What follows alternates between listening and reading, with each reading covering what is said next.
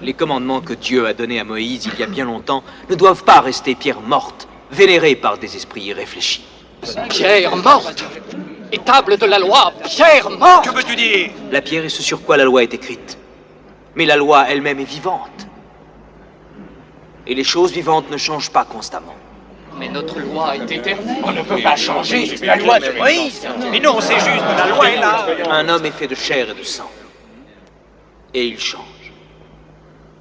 Mais ne reste-t-il pas le même homme? Dieu veut écrire la loi dans vos cœurs.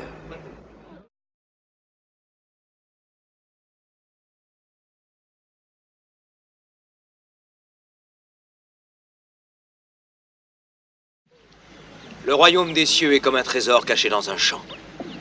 Celui qui l'a trouvé n'en dit rien.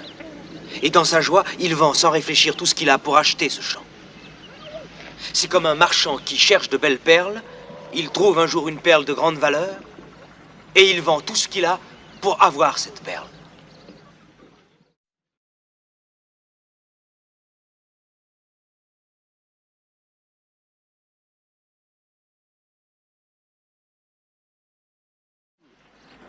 Tu dis que le royaume des cieux va arriver. Mais quand exactement va-t-il arriver? Quand tu vois les nuages qui viennent par l'est, tu dis la pluie arrive. Et ainsi en est-il. Par contre, si le vent du désert se lève, tu dis il va faire chaud. Et ainsi en est-il. Chacun de vous sait lire les signes de la terre et du ciel.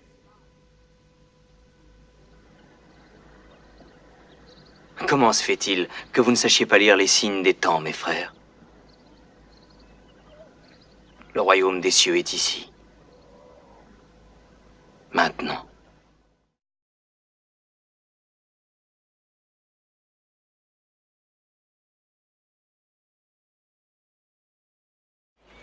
Ne vous amassez pas des trésors sur la terre, où la teigne et la rouille détruisent, et où les voleurs percent et dérobent. Mais amassez-vous des trésors dans le ciel, car là où est ton trésor, là aussi sera ton cœur.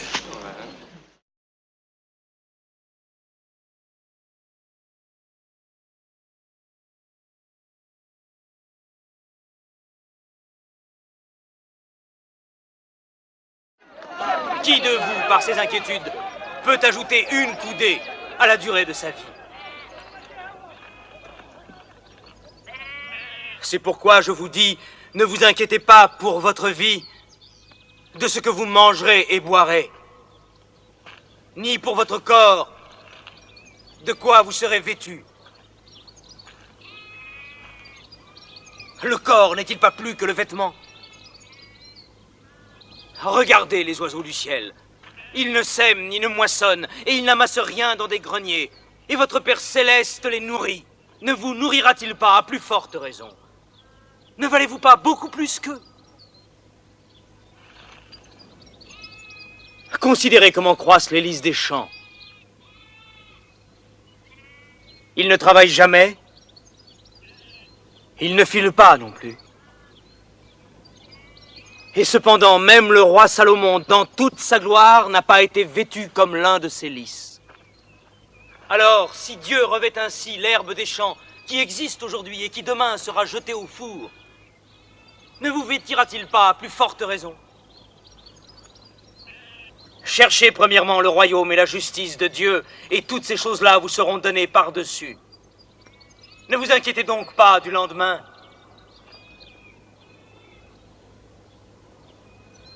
Parce que le lendemain aura soin de lui-même.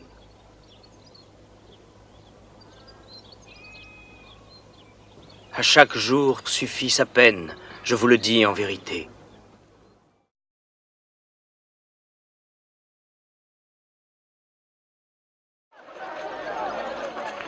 Maître, veux-tu me dire ce que je dois faire pour hériter la vie éternelle?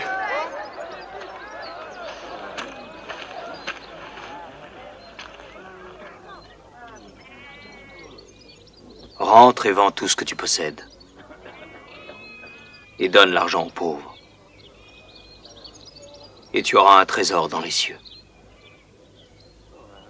Puis viens et suis-moi. Quoi? Que je vende tout? Que je vende tout ce que je possède? tout ce que mon père a acquis avec tant de peine? Oui, tout ce que tu as. Tu ne peux pas servir deux maîtres. Dieu et maman.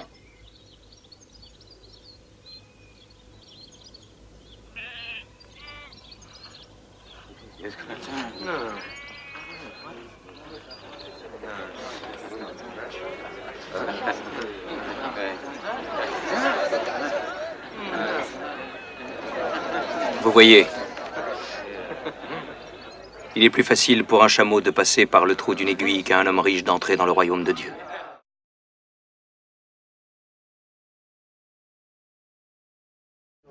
Nous avons entendu dire que tu guéris des malades pendant le sabbat.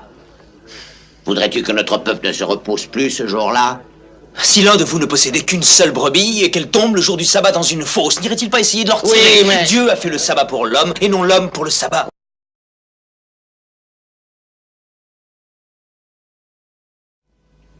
Quel est le cœur de la loi? Tu dois aimer le Seigneur ton Dieu de tout ton cœur, de toute ton âme et de toute ta force. Ceci est le principal commandement.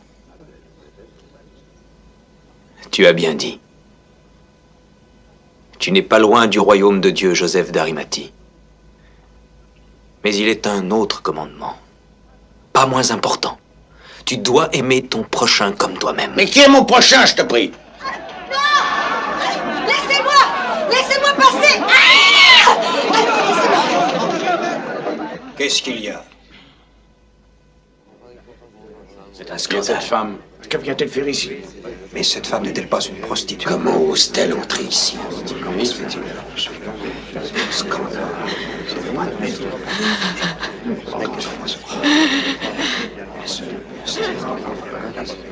Elle le souille.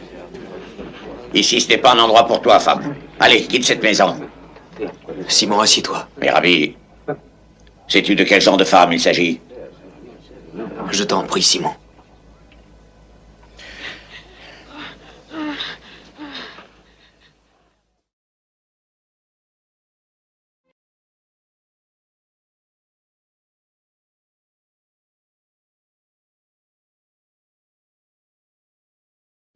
Ne prenez rien pour le voyage, ni sac, ni pain, ni argent. Dans quelque ville ou village que vous vous trouviez, informez-vous s'il s'y trouve quelqu'un digne de vous recevoir et restez avec lui. Lorsqu'on ne vous recevra pas et qu'on n'écoutera pas vos paroles, secouez la poussière de vos pieds et sortez de cette ville. Sodome et Gomorrhe, au jour du jugement dernier, seront traités moins rigoureusement que cette ville. Je vous envoie comme des brebis au milieu des loups. Soyez donc prudents comme les serpents et souples comme les colombes.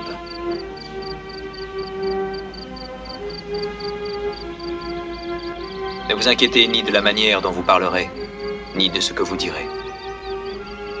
Car ce n'est pas vous qui parlerez, c'est l'Esprit de votre Père qui parlera en vous.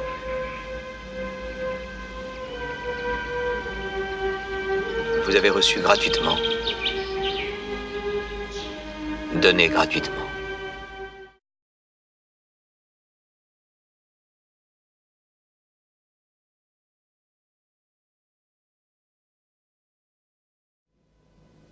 Venez à moi,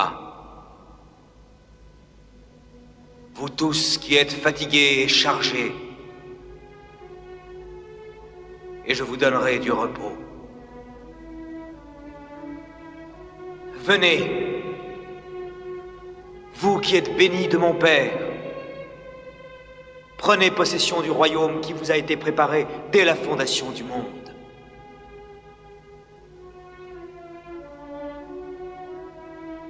Car j'ai eu faim, et vous m'avez donné à manger. J'ai eu soif, et vous m'avez donné à boire.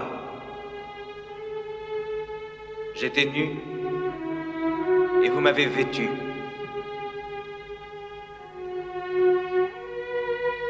J'étais étranger, et vous m'avez recueilli.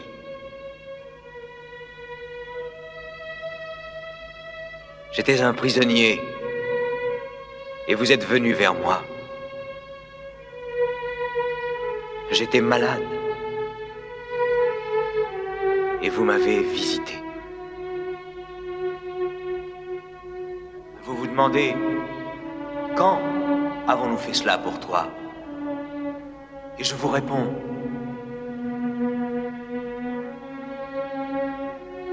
quiconque a fait ces choses au plus humble de mes frères,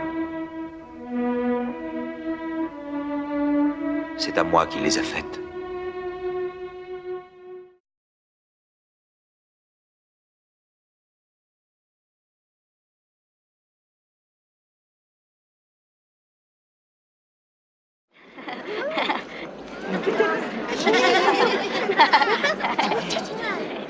Il était une fois un père qui avait 2 fils.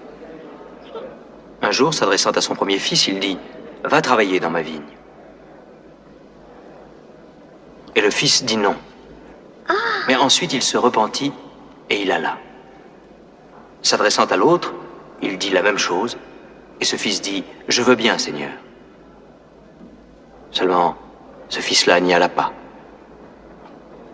Alors, lequel des 2 fils a fait la volonté du père? Le premier? Le deuxième?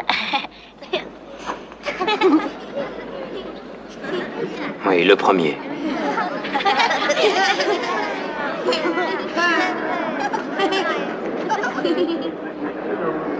Et que signifie cette parabole?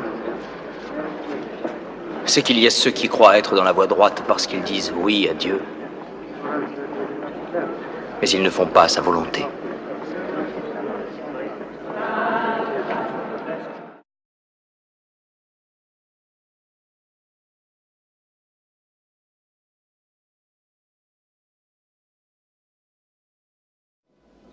Priez pour ceux qui vous persécutent.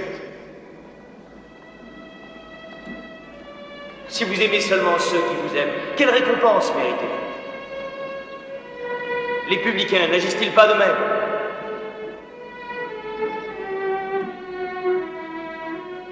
Si quelqu'un vous frappe sur la joue droite, présentez-lui aussi l'autre. Si quelqu'un veut prendre votre tunique,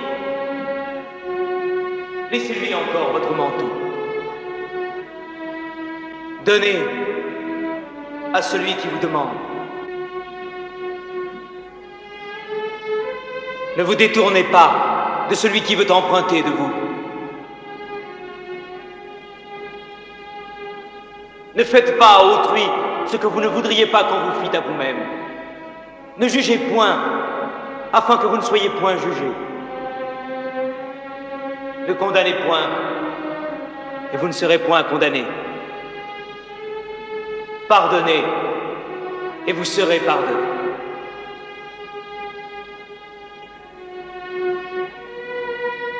Soyez parfaits, tout comme notre Père céleste est parfait. Demandez et l'on vous donnera. Cherchez et vous trouverez. Frappez et l'on vous ouvrira. Car quiconque demande reçoit. Celui qui cherche trouve et l'on ouvre à celui qui frappe.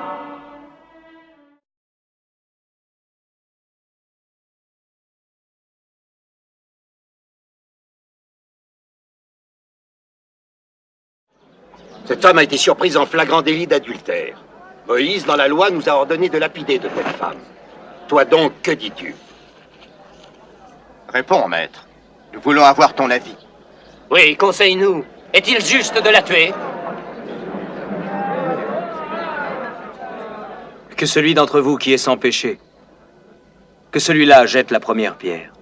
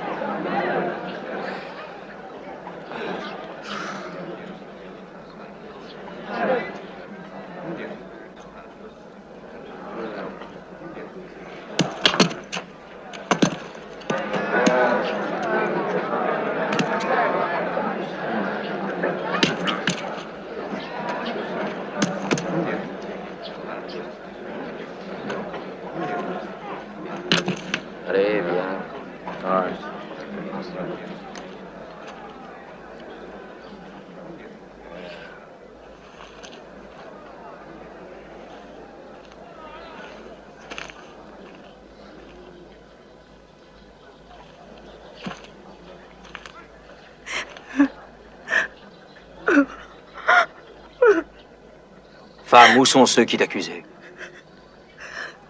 Personne ne t'a-t-il condamné?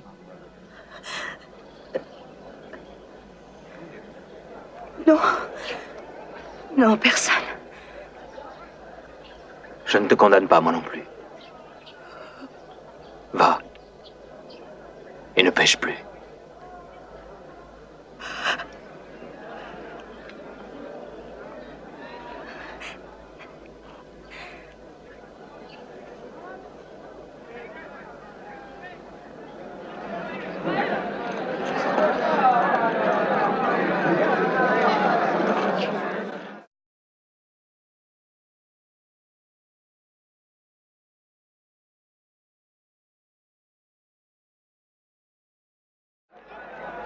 Mais Rabbi, nous savons que les enfants d'Israël sont le peuple élu. Comment un païen peut-il valoir mieux que l'un des nôtres? Ne sais-tu pas, ingrat, qu'à la table du Père éternel, tout le monde est bienvenu, quel qu'il soit. Riche, pauvre, maître, serviteur. Les enfants d'Abraham et les païens aussi.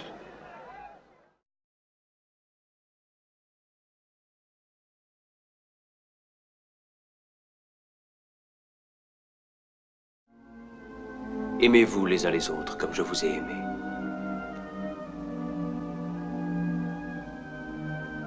Il n'est pas de plus grand amour que de donner sa vie pour ses amis.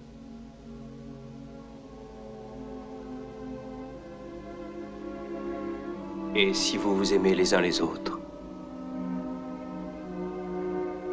tout le monde reconnaîtra que vous êtes mes disciples.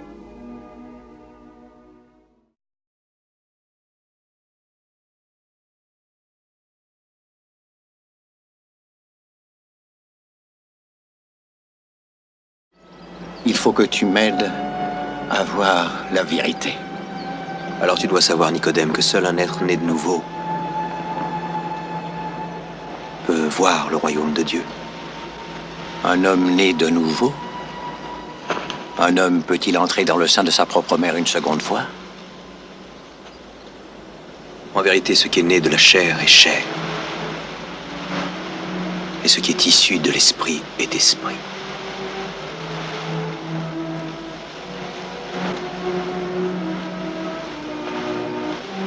Ne t'étonne pas que je t'ai dit, il faut que tu naisses de nouveau. Le vent souffle là où il veut. Tu en entends le bruit, mais tu ignores d'où il arrive et vers quoi il va. Il en est ainsi de tout homme né de l'esprit.